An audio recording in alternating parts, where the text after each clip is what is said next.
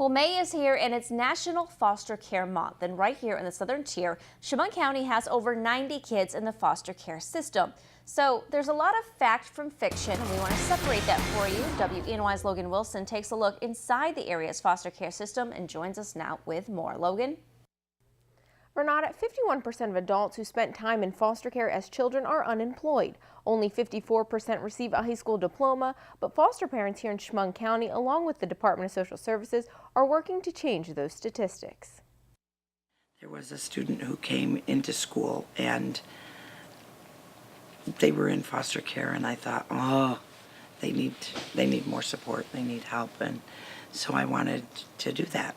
Crystal Harris has been a teacher in the Horsehead School District for over 25 years.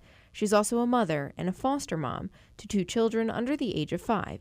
She wants to make the foster care system a more positive experience by taking a simple approach. I'm trying to work with the parents as well and trying to show them a different way than what they've had.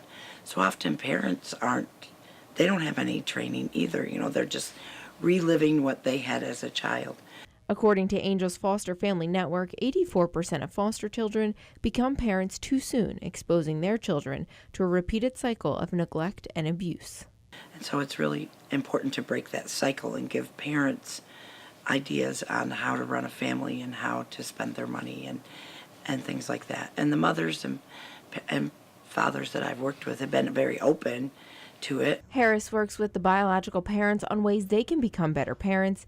Keeping in touch with the children's biological parents is something the Chemung County Children and Family Services Division encourages.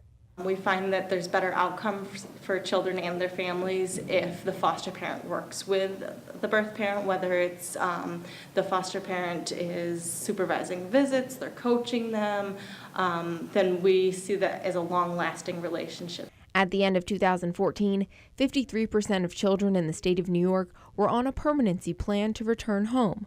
23% of children in foster care were on a plan for adoption, and 12% had another living arrangement planned.